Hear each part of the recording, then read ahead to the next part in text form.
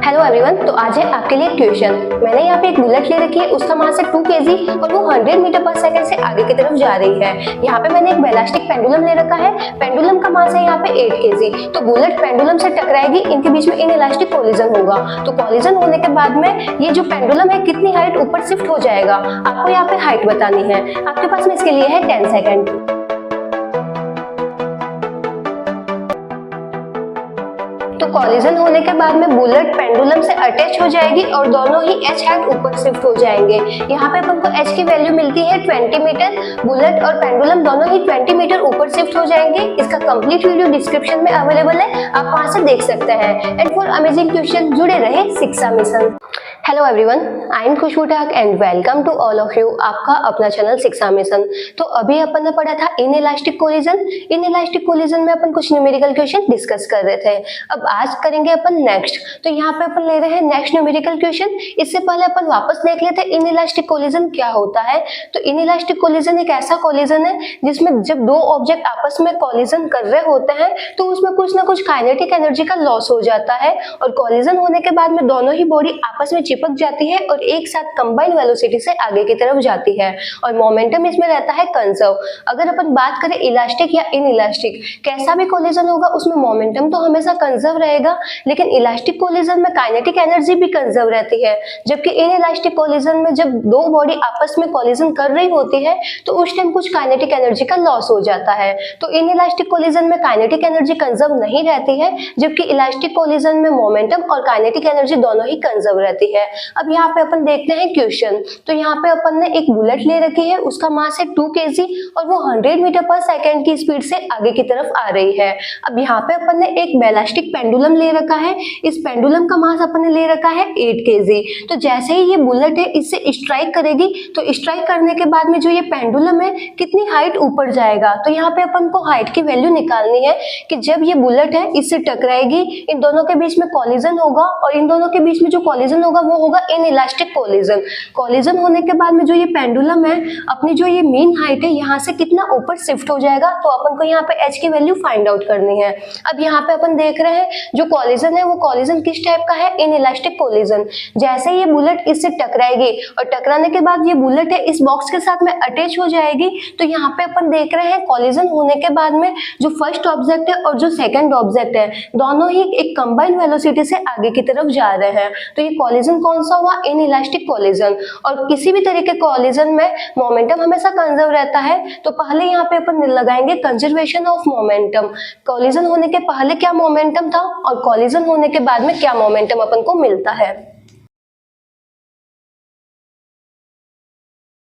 तो अपन देखते हैं जब कोलिजन नहीं हो रहा है तब अपन को क्या मोमेंटम मिल रहा है। तो जो बुलेट है उसका मास अपन को दे रखा है 2 kg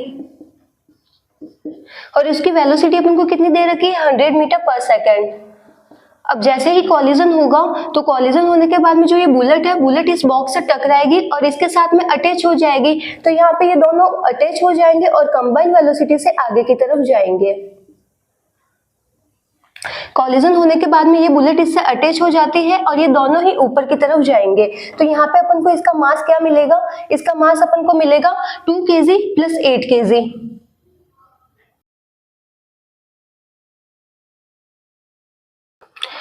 तो वो कंडीशन तो अपन को मिलती है कोलिजन होने से पहले और ये वाली कंडीशन अपन को मिलती है कोलिजन होने के बाद में। जैसे ही ये बुलेट आगे की तरफ आएगी, बॉक्स से टकराएगी और बुलेट और बॉक्स दोनों ही एक साथ ऊपर की तरफ जाएंगे। तो यहाँ पे अपन देख रहे हैं दोनों ही कंबाइंड वेलोसिटी से आगे की तरफ जा रहे हैं। तो यहाँ पे इसकी कंबाइंड वेलोसिटी अपन एज्यूम कर लेते हैं vc। तो यहाँ पे कोलिजन होने के बाद में अपन को मास कितना मिल रहा है, तो मास अपन को मिल रहा है 8 प्लस 2। 8 kg तो है बॉक्स का और 2 kg है बुलेट का और ये किस वेलोसिटी से आगे की तरफ जा रहे हैं, vc वेलोसिटी से आगे की तरफ जा रहे हैं। तो यहाँ से हम vc की वैल्यू निकाल लेंगे। तो यहाँ से अपन को कंबाइंड वेलोसिटी की वैल्यू मिल रही है 20 मीटर पर सेकंड। कोलिजन होने से पहले सिर्फ बुलेट 100 मीटर पर सेकंड की स्पीड से आगे की तरफ आ रही है। जैसे ही कोलिजन होता है, कोलिजन होने के बाद में जो ये बुलेट है बॉक्स के साथ में अटैच हो जाती है और बुलेट और बॉक्स दोनों ही 20 मीटर पर सेकंड की वेलोसिटी से आगे की तरफ जा रहे हैं। तो यहाँ पे अपन को कंबाइंड वेलोसिटी क्या मिली, 20 मीटर पर सेकंड। अब यहाँ पे अपन बात कर रहे हैं कोलिजन होने के बाद की बात कर रहे हैं। ये है कोलिजन होने की पहले की कंडीशन और ये है कोलिजन होने की बाद की कंडीशन। तो जब दो बॉडी आपस में कोलाइड कर रही होती है तो यहाँ से यहाँ के बीच में इसमें काइनेटिक एनर्जी का लॉस हुआ है, क्योंकि कॉलिजन कौन सा है, इनइलास्टिक कॉलिजन है। अब ये कंडीशन है कॉलिजन होने के बाद की। जैसे ही कॉलिजन हो जाता है तो ये बॉडी यहाँ से कुछ हाइट ऊपर की तरफ चली जाती है। तो जब बॉक्स यहाँ से यहाँ पे आ रहा है तो इस टाइम इसमें किसी भी तरह का एनर्जी का लॉस नहीं हो रहा है। यहाँ पे अपन दो कंडीशन देख रहे हैं, एक है कॉलिजन होने से पहले और एक है कॉलिजन होने के बाद में। तो जब कॉलिजन हो रहा होता है तब इसमें काइनेटिक एनर्जी का लॉस हो रहा है, लेकिन यहाँ पे ये कंडीशन अपन ले रहे हैं अब यहाँ से यहाँ पे। तो यहाँ पे कॉलिजन होने के बाद की कंडीशन है, जब कॉलिजन हो चुका है उसके बाद में जो ये बॉडी है ये यहाँ से यहाँ पे शिफ्ट कर रही है, तो इस टाइम इसमें किसी भी तरह का काइनेटिक एनर्जी का लॉस नहीं हो रहा है। तो यहाँ पे अपन देख रहे हैं जो पूरी काइनेटिक एनर्जी है ये किस में कन्वर्ट हो रही है, पोटेंशियल एनर्जी में कन्वर्ट हो रही है। क्योंकि ये बॉक्स क्या कर रहा है, बॉक्स कुछ हाइट ऊपर की तरफ जा रहा है और जैसे ही बॉडी कुछ हाइट ऊपर की तरफ चली जाएगी तो उसमें पोटेंशियल एनर्जी स्टोर हो जाएगी। और यहाँ पे इसमें है काइनेटिक एनर्जी, तो ये पूरी की पूरी काइनेटिक एनर्जी किस में कन्वर्ट हो रही है, पोटेंशियल एनर्जी पे। तो यहाँ पे अपन देख सकते हैं kinetic energy at lowest point और potential energy at highest point अपन को क्या मिलेगी, इक्वल मिलेगी।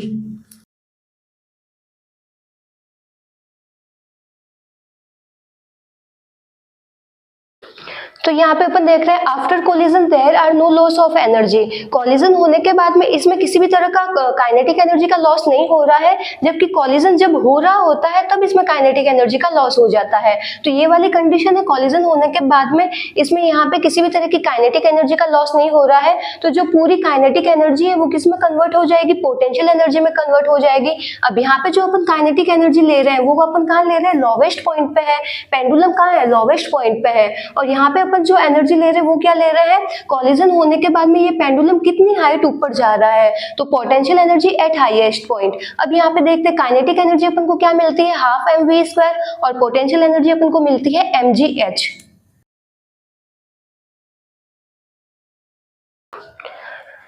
Kinetic energy at lowest point is equal to potential energy at highest point. और काइनेटिक एनर्जी अपन को क्या मिल रही है, कॉलिजन होने के बाद में अपन को मास क्या मिल रहा है, capital M plus small m दोनों का ही मास अपन ऐड कर लेंगे और कंबाइंड वेलोसिटी vc से आगे की तरफ जा रहे हैं। और पोटेंशियल एनर्जी अपन को क्या मिलती है, mgh। और यहाँ पे मास क्या है, capital M plus small m। यहाँ पे अपन को कंबाइंड मास मिलता है gh। तो यहाँ पे m प्लस m और m प्लस m ये आपस में कैंसिल आउट हो जाएंगे। vc की वैल्यू अपन को यहाँ पे अपन ने निकाल दी 20 मीटर पर सेकेंड, जी अपन ले लेंगे यहाँ पे 10 मीटर पर सेकेंड स्क्वायर और h की वैल्यू अपन यहाँ से फाइंड आउट कर लेंगे।